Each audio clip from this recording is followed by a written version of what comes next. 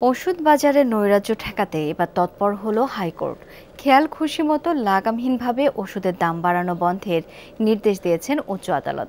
একই সঙ্গে অব্যাহতভাবে ওষুধের মূল্যবৃদ্ধি রোধে কর্তৃপক্ষের নিষ্ক্রিয়তা কেন অবৈধ হবে না তা জানতে চেয়ে রুল জারি করা হয়েছে।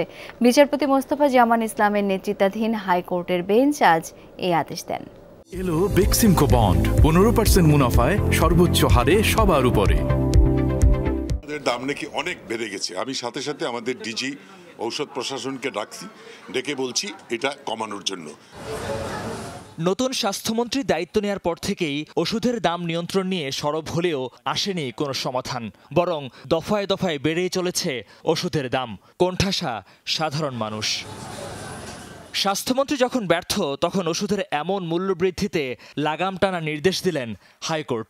ওষুধ কোম্পানিগুলোর বিরুদ্ধে কার্যকর ব্যবস্থা নিয়ে 30 দিনের মধ্যে জানাতে বলা হয়েছে স্বাস্থ্য অধিদপ্তরের মহাপরিচালককে। ওষুধ কোম্পানিগুলো এই যে অব্যাহতভাবে তাদের ইচ্ছামাফিক ওষুধের মূল্য বৃদ্ধি করছে এবং ওষুধ প্রশাসন যে নিষ্ক্রিয় অবস্থায় আছে সেইটাকে চ্যালেঞ্জ করে মূলত রিটের মূল বিষয়, এবং তাদেরকে কেন নির্দেশনা দেওয়া হবে না কার্যকর পদক্ষেপ নেওয়ার জন্য, এটি হচ্ছে রুলের মূল বিষয়।